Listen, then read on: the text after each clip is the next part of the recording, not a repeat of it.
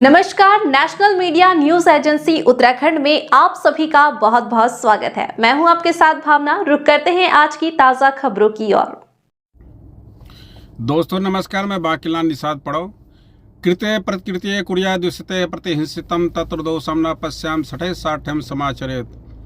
विदुर नीति, जो जैसा करे उसके साथ वैसा ही करो, जो तुम्हारी हिंसा करता तुम भी उसकी हिंसा करो, इसमें कोई दोष नहीं है। दुष्टता का व्यवहार करो। दुनिया में आतंक के आका के नाम से बदनाम पाकिस्तान के आतंक की फैक्ट्री से निकलकर 26/11 मुंबई हमला, भारतीय संसद, अक्षरधाम मंदिर, उरी, पुलवामा, पहलगाम इत्यादि वारदात के जरिए भारत को बर्बाद करने व उसके अस्तित्व को मिटाने को संकल्पित आतंकिस्तान पर जब तक हम उसका समूल विनाश नहीं करेंगे तब तक उनका हमला हम पर जारी रहेगा। इतिहास गवाह है कि भारत ही नहीं पूरा विश्व इनके आतंक के साए में सांस ले रहा है। अमेरिका, इजराइल, ब्रिटेन, फ्रांस इत्यादि जैसे शक्तिशाली देश इनसे त्रस्त हैं। पूरी दुनिया में आतंक को प्रोवाइड पाकिस्तान करता है। ओसामा बिन लादेन जो 9/11 का गुनाहगार अमेरिका का था, मोस्ट वांटेड था, वो पाकिस्तान में मिला। पाकिस्तान में कुकुरमुत्ते की तरह तमाम आतंकियों के टेरर कैंप खुले हुए हैं। यहाँ तक कि इजराइल के आतंकी दुश्मन हमास की एंट्री भी पाकिस्तान में हो चुकी है। भारत से सटे पाकिस्तान में पल रहे ये सभी आतंकी भारत के लिए सरदर्द बने हुए हैं। रह रहकर कभी अक्षरधाम मंदिर तो कभी 26/11 तो कभी पुलवामा तो कभी पूरी पहलगाम के नाम से दर्द भारत को मिलता रहा है। आतंक के प्रति हमारे ढुलमुल नीति के चलते धीरे धीरे दर्द बढ़ता ही जा रहा है। इन आतंकियों का कोई कैरेक्टर नहीं है, ये बिना दिल के होते हैं, बेरहम चेहरा होते हैं। इनका मासूमियत की हत्या करके जन्नत में जाना ये अपना धर्म समझते हैं। काफिर तलवार के बल पर इस्लाम कबूल, पूरी दुनिया को तबाह बर्बाद करना इनके ब्लड में है। बचपन से इन्हें इसी की ट्रेनिंग दी जाती है।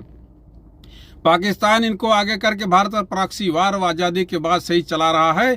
पाकिस्तान की आर्मी इन आतंकियों के माँ बाप हैं। पाक आर्मी और ISI के माध्यम से ये आतंकी भारत में अपने कुत्सित कार्यों को अंजाम देते हैं।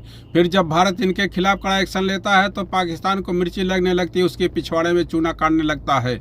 ऑपरेशन सिंदूर इसका ज्वलंत उदाहरण है।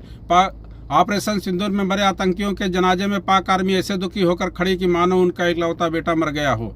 हमें यह नहीं भूलना चाहिए कि आतंकवादी और पाक आर्मी दोनों एक सिक्के के दो पहलू हैं। हमारे लिए जितना दोषी पाक में पल रहे आतंकी है, उतने ही दोषी उनके पनाहगार पाक आर्मी भी हैं। इसलिए इन दोनों को सबक सिखाना भारत के लिए जरूरी है। इनके लिए बुद्ध का उपदेश काम नहीं करेगा। ये लातों के भूत हैं, बातों से मानने वाले नहीं हैं। धैर्य का सब्र भारत को तोड़ना होगा। हमें कारगिल से आगे निकलना होगा। ऑपरेशन सिंदूर को आगे बढ़ाना होगा। लक्ष्य केवल टेरर कैंप तक ही सीमित नहीं रहना चाहिए। हमारे हमले का असर उनके पनाहगार तक होने चाहिए। इनका खात्मा हमारे लिए एक चुनौती है। अन्यथा शांत दूत भारत को ये अशांत करते रहेंगे और हमको अंतर्राष्ट्रीय स्तर पर कमजोर दिखाते रहेंगे।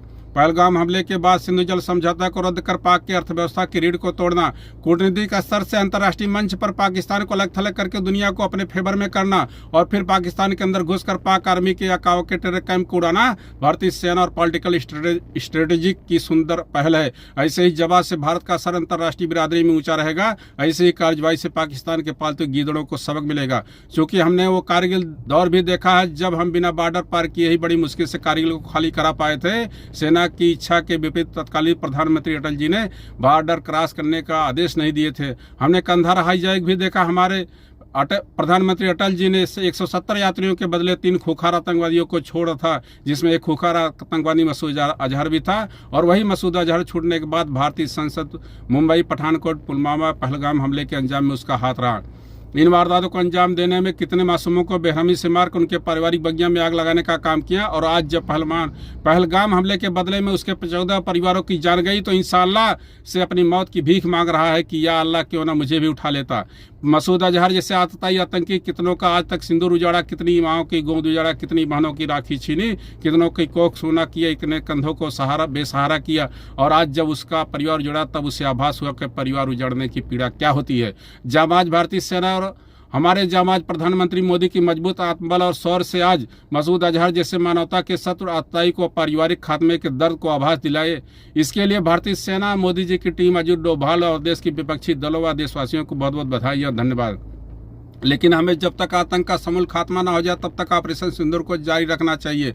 हमें आतंक की सफाया करने में इजराइल मेथड पर काम करना चाहिए। आतंक रूपी सांप को घायल करके हमें छोड़ने की भूल नहीं करनी चाहिए।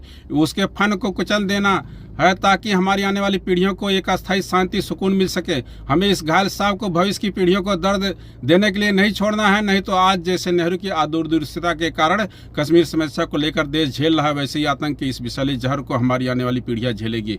लोहा गर्म है, हथौड़ा लगातार चलता रहे। आज इस मौके पर विश्व बिरादरी हमारे साथ है। हमारी सफल कूटनीति के चलते पाकिस्तान हमसे चौतरफा गिर चुका है।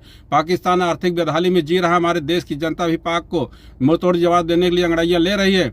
हमारी सेना के शौर्य पराक्रम को विश्व बिरादरी आज बड़े ही सम्मान से देख रहा है। बस जरूरत है मोदी जी की कल्पना से परे हमले को आतंकियों और उनके पनाहगारों के खात्मे तक जारी रखने की। आज अटल जी से मोदी सफर का दौर है। आज भारत आत्मनिर्भर मजबूत अर्थव्यवस्था विश्व की चौथी महाशक्ति है। विश्व भारत को बड़े ही सम्मान के जरिए से देख रहा है। आज हम अत्याधुनिक हथियारों से लैस है। हमने 48, 65, 71, 99 पाकिस्तान को मुंहतोड़ जवाब दिया है, लेकिन गीदड़ फिर भी अपनी हरकत से बाज नहीं आया है। इसलिए हमें इस जंग को भविष्य की पीढ़ियों पर छोड़ने की जरूरत नहीं है। हमें अभी इसी वक्त आतंक और उसके पनाहगार को खात्मे के लिए किसी भी हद तक जाने के लिए जंग जारी रखनी है। काल करे सो आज कर, आज करे सो अब, पल में पल्ले होएगी बहुर करोगे।